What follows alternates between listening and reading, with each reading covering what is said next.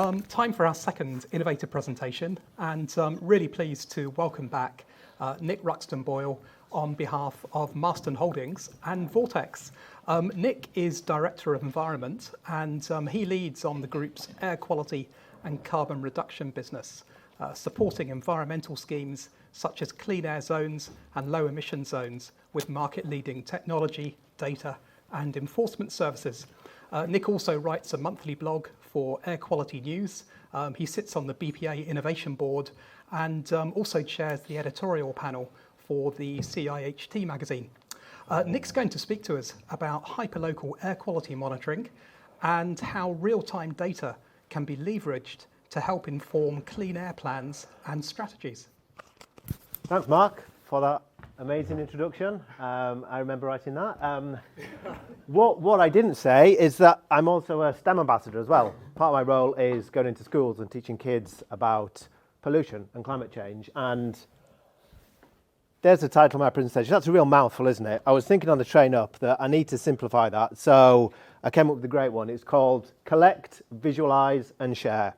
And that's going to be my new title going forward for this presentation. And I realised I do it with my students. I'm not going to get you to do these, but these are pollution catchers. That is a paper plate and it's got Vaseline on it. And we hang that outside the classroom and that collects pollution, that visualizes pollution, and we share this around the class. We talk to each other about where this is from, busy roads, quiet roads, the park. So from now on, I'm going to lose all that content. I'm going to talk about collection, visualization and sharing of pollution data. And I work for Marston, and you've heard of Marston. We're not the pub. We're a family of brands, and you may know some of these. If you've ever had a parking ticket, there's a 1 in 10 chance we've given that to you. We work with 2/3 of the councils in the UK. We work with 3/4 of the London boroughs. Project Centre we designed Exhibition Road, if anyone's been down there. So we've got a lot of things going on. We've also got 2 smart city brands, Videla and Vortex, which is what we are talking about today. And this is what I'm going to run through. I'm going to set the challenge. I'm going to talk a lot about data. I believe it's the new currency as well as carbon. I'm going to run through a few case studies and then I'm going to make the case for monitoring and then a few takeaways today from my short presentation. And to set the scene, this is a new slide. I always try and put a slide around the human context of pollution. And this is the brand new one from the State of Global Clean Air Funding, from the Clean Air Fund. And you can see some of those, the impact of pollution globally on our health. And when we talk about pollution in this context, we talk about those noxious gases, those poisonous gases and particulate matter that we as humans are breathing in, and it's affecting our health, it's affecting the economy in loss of work days, short in life. These are really nasty impacts of global air pollution. And we can't talk about pollution without talking about climate resilience as well and climate change. And because for me, these are 2 sides of the same coin. Generally speaking, activities that cause pollution give off greenhouse gases. And most of the solutions to reduce pollution also reduces greenhouse gases. And when we talk about greenhouse gases, we're not just talking about carbon dioxide here. Methane, 30 times more potent than carbon dioxide. Nitrous oxide, 300 times more potent than carbon dioxide. And for me, this is a really cool data visualization. I think it's from NASA, this one, of how the planet is warming up. So it shows you how you can visualize data and have a real impact, and the impact of our human activities on our planet. So we're at a transport event today. I do speak at pollution events as well, but we're talking about transport today and data in transport. We've had 2 great presentations around how much data there is flying around in the transport sector. And for me, the key is data literacy. I talk to a lot of people around data literacy and customers and clients and colleagues around, do we understand data? Do we know where our data is? Do we know what to do with it? And everything we do is being digitized. We're talking about travel making and transports and trips. All this is leaving a digital footprint that we can use and manage. And many of our clients, we provide tons and tons of data to our clients, and we try and help them understand what it is, what they need to do with it. So that collection, that visualization, and then that sharing. But raw data on its own is, I often say, has little value. I say it's worthless, to be honest. It needs to be contextualized and visualized with other sources of data to really understand what's going on out there.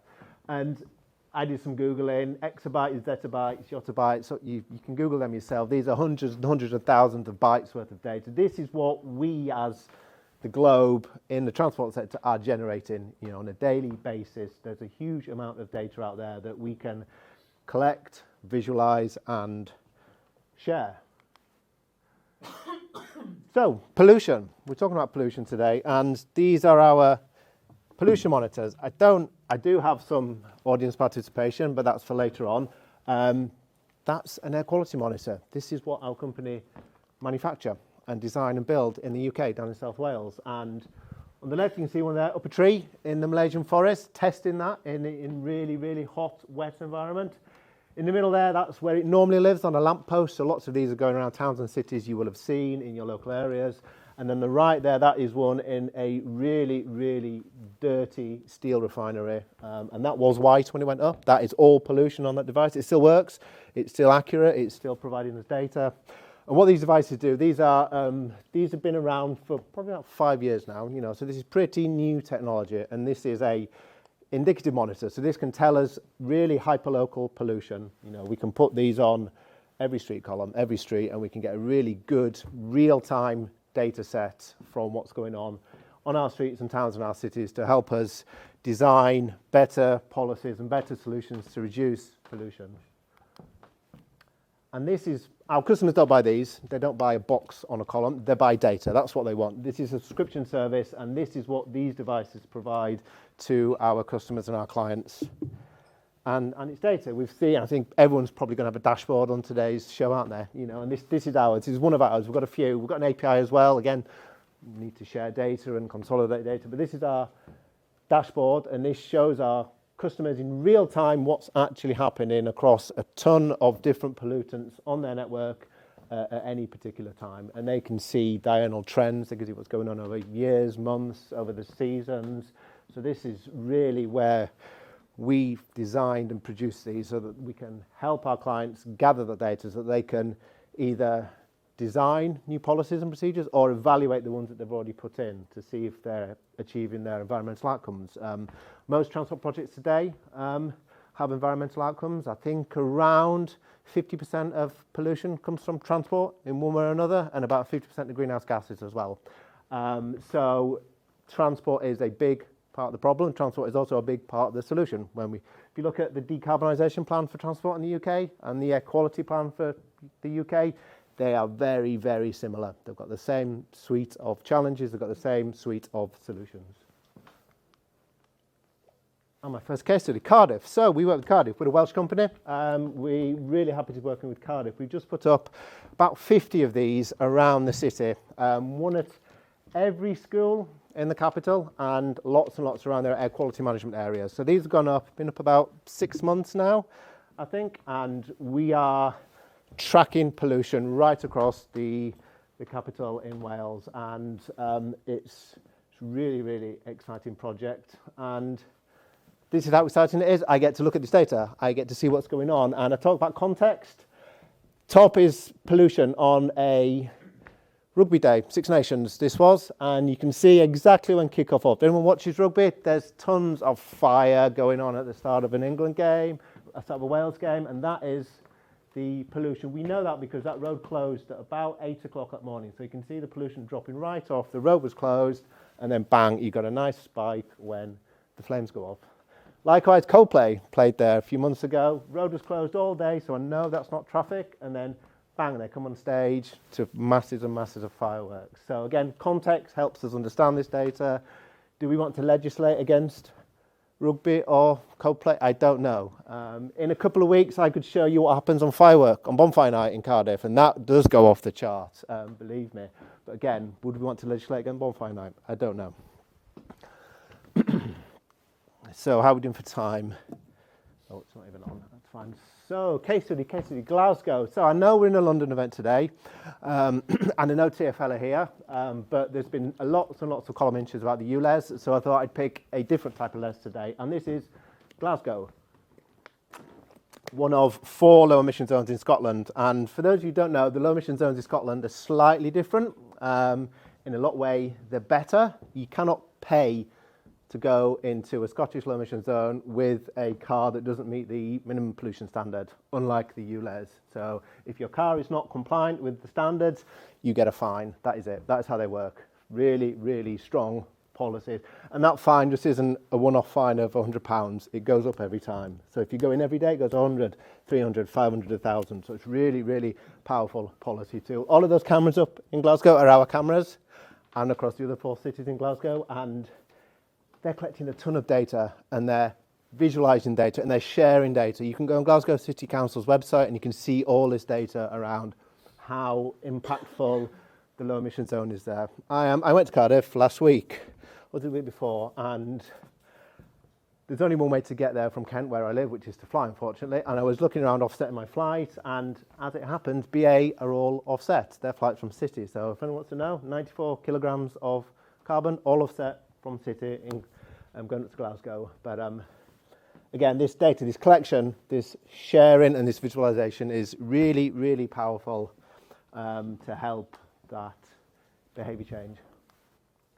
And my final case of today is closer to home, London. I used to work for this borough for many, many years, and they have really taken on the mantle with investment in hyperlocal real-time pollution monitors. You can see those little green dots up there. There's about 3, 4, 500. Can't remember the exact number yet. We're still implementing them. I think it's the largest, most dense deployment in Europe, and all of these sensors are collecting a whole suite of data, as we can see, and this is their dashboard. We've also got a lot of cameras enforcing low traffic neighbourhoods, which people love and hate in equal amounts. And from that, we get a ton of information as well about the fuel type, about the Euro class, so really, really powerful data sets that we're dumping all into a data lake and visualising into Power BI. Really, really gives the council some good data around the success and the environmental benefits of these schemes. And we're seeing some massive reductions. And these are low traffic neighbourhoods. They're not the ones that you see with the planters. These are done by a virtual closure point with cameras. So taxis can get through, deliveries. They're really, really good use of modern technology so that all vehicles are not restricted. It's a really, really, really, really powerful scheme. I've whizzed through that, haven't I? I think I'm nearly done. Right, so in terms of some of the takeaways, I recognise I'm a supplier to councils, and we want to help our customers. You know, they are going through pollution challenges, net zero challenges, and so we can help you with your journey. And know the enemy. And I don't think carbon and data are the enemy, although carbon is, but really, really, I think as a sector, we need to be more data literate, more carbon literate. I actually will have, anyone carbon literate in the audience? We will have some participation, 3, 4 of us, brilliant stuff, yeah. There's some really great courses out there on carbon literacy, and it really gives you a good feel as to the impact of your whole lifestyle, right from the t-shirts that you wear and everything. Know your own footprint. WWF have a great site on just knowing your own personal footprint. Really gives you some good insight into your lifestyle and your travel behaviours. And for me, it's all around understanding this from a global perspective, but then apply it to your job. You know, whether you work in mass or pollution or whatever, you know, to apply to what it is that you know and find your data. You know, your company or organisation, whoever it may be, will have a ton of data. There's so much open data out there as well that you can bring in as well. But really, really, I think that's the key to really understanding all this is having that sight of your data. And come speak to us, me and Ella today. We love talking about parking, traffic, data, carbon. Ella more engineering, I can talk about chemistry. That's me. Thanks everyone, and I've enjoyed it.